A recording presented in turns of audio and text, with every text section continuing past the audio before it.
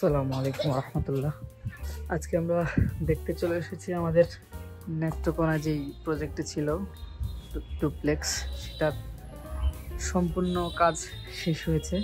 আমাদের প্রজেক্ট আলহামদুলিল্লাহ কমপ্লিটের হয়তো ৫% কাজ বাকি আছে। এটা হলো ফ্রন্টস ভিউ, গলি দিয়ে ঢুকতে হয় যদিও। এখানে এটা আমাদের স্কোয়ার ফিটে নির্মাণ করা একটি বাড়ি। মোটামুটি যে ম্যাটেরিয়ালগুলো সবগুলো স্কোয়ার ফিটের মধ্যেই আমাদের স্ট্যান্ডার্ড ম্যাটেরিয়ালসগুলো দিয়ে করা। থাই গ্লাসগুলো লাগানোর কাজ চলছে, লোক আসছে থাই গ্লাস লাগানোর জন্য। ভিতরে এইটা হলো সুন্দর একটা লিভিং রুম।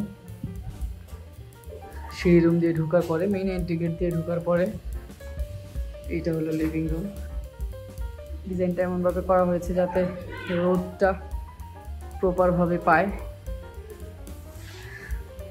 এটা পুরো ওপেন রাখা হয়েছে, যদি ওপাশে পারি এখানে থাই গ্লাস হবে, থাই গ্লাসের দিয়ে যাতে সুন্দরভাবে হয়।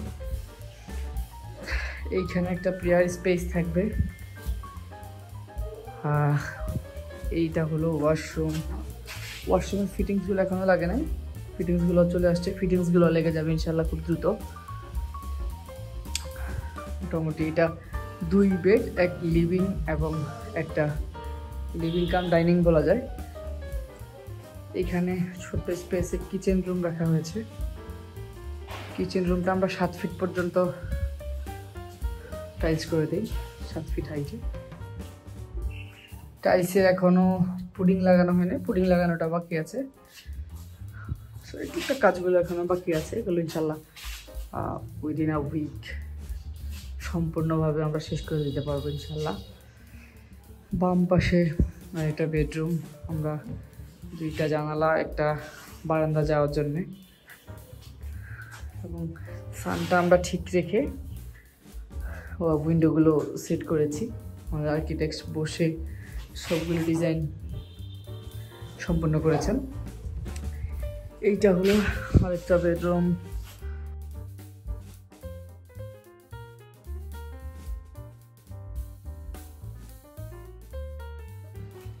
আশা করি আপনাদের দোয়ায় আমরা সারা বাংলাদেশেই কাজ করি আল্লাহর রহমতে। এটা হলো দোতলায় ওঠার সিঁড়ি, রুমের সিঁড়ি। অফিস থেকে আজকে সবাই এসেছেন।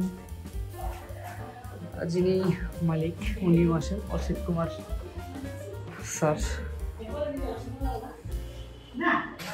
ভালো আছেন?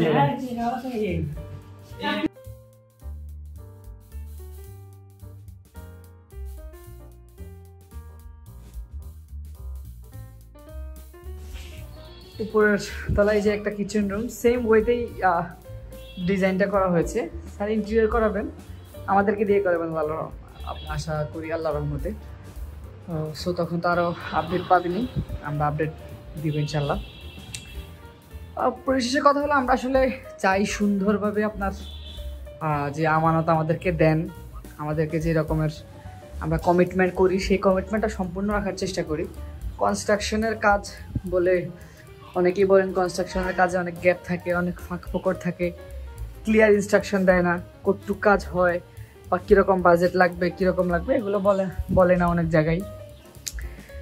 কিন্তু আমরা আল্লাহর রহমতে ফুল যে ডিটেলস আছে, ডিটেলসে দিয়ে দেওয়ার চেষ্টা করি। কী কী মালামাল আমরা সরবরাহ করব, সেই মালামাল সরবরাহের লিস্ট আমরা প্রদান করি, যাতে আপনার কনফিউশন না থাকে। এবং আমরা যখন মালামালগুলো দিব, সাইটে যখন আসবে, ওইটা আমরা আপনার কাছ থেকে সেটা দেখিয়ে চেক করিয়ে যে না ঠিক আছে, আমরা যেটা বলেছি সেটা দিচ্ছি, এই ব্যাপারটা আমরা এনশিওর করি। আর আমাদের অন্যান্য সিভিল যে কাজগুলো আছে, সেটির সুপারভিশনের জন্য তো একজন জুনিয়র ইঞ্জিনিয়ার থাকেনি সবসময় বিল্ডিং শেষ হওয়া পর্যন্ত। সো উনি সেটা সুপারভিশন 24 আওয়ার্স করে বলা চলে, কিউরিং ঠিক মতো করে যাতে কোনো মিসিং না থাকে। আমাদের সাথে ইঞ্জিনিয়ার তো আছেই, আর্কিটেক্ট আছেন। এই সবগুলো মিলিয়ে আসলে একটা বিল্ডিং করলে যে একাই করে ফেলবো একটা টেন্ডেন্সি আমাদের মধ্যে আসলে থাকে।